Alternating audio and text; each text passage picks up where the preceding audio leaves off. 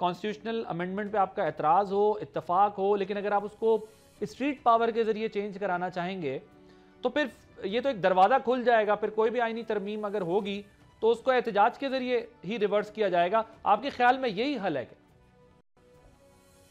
دیکھیں میرے خیال سے کوئی بھی آئینی ترمیم جو ہے وہ تب کی جا سکتی ہے جب وہ عوامی مفاد کے اندر ہو اور اس سے عوام کو فائدہ ہو.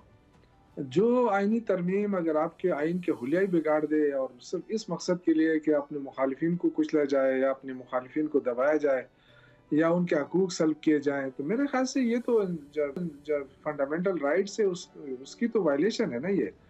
اور اس کے بعد جب پی کا قانون لا کے سر کے اوپر سوار کر دیا تو یہ حکومت جو ہے یہ خوفزدہ ہے. اور اظہار رائے پہ پابندی، جلسے جلوس پہ پابندی. اب دیکھیں پنجاب میں بڑے دعوے ہوتے رہے نا کہ وہاں امن زیادہ اچھا ہے، خیبر پختونخوا میں امن و امان صورتحال بہتر نہیں ہے.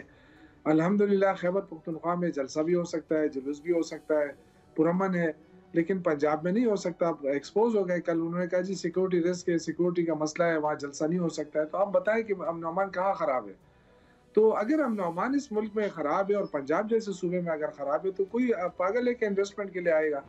اور اپنا وہ سرمایہ کار تو اس لیے بھاگ رہے ہیں کہ آپ نے ان کے اوپر ساری ہر چیز تنگ کر دی ہے. آپ نے آزادی اظہار پہ بھی پابندی لگا دی ہے. سر وہ کہہ رہے ہیں کرکٹ کا میچ ہو رہا تھا جس کی وجہ سے جو ہے وہ سیکیورٹی بڑی ہائی سیکیورٹی الرٹ تھا، اس وجہ سے وہ نہیں کیا. ادروائز تو نہیں دیکھیں یہ تو اگر نہ بھی ہوتا میچ نا تو تب بھی دفعہ 144 ہی لگتا. یہی ان کا طریقہ کار ہے. کتنے لوگوں کو انہوں نے گرفتار کیا اس دن. پھر یا تو یہ تسلیم کریں نا، ریکویسٹ کریں کہ جی آپ یہ نہ کریں، اگلے دن کر لیں. لیکن یہ کیا کرتے ہیں، یہ پھر اس کے بعد پریس کانفرنس کرتے ہیں کہ جی لوگ نہیں نکلے. تو ایک طرف آپ ریاستی غنڈہ گردی ہو رہی ہے، دوسری طرف آپ کہتے ہیں لوگ نہیں نکلے. تو کارکنوں کو آپ ماریں گے پیٹیں گے ریاستی طاقت سے.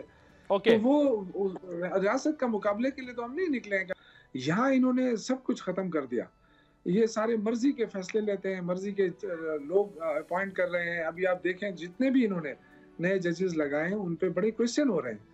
اور جو ججز کو باقاعدہ جنہوں نے عمران خان کے خلاف فیصلے دیے یا پی ٹی آئی کے خلاف فیصلے دیے ان کو ترقیاں مل رہی ہیں، ان کو برات مل رہی. تو یہ ساری چیزیں ہم دیکھ رہے ہیں. یہ بڑی زیادتیاں ہو رہی ہیں اس ملک کے ساتھ. ایک ایک ادارے کو کمزور کیا جا رہا ہے. تو اپنی ذات کے لیے، اپنی اس کے لیے تو کم از کم اداروں کے ساتھ تو یہ کھلواڑ نہ کیا جائے. سبسکرائب کریں اور بیل دبائیں تاکہ کوئی خبر رہ نہ جائے.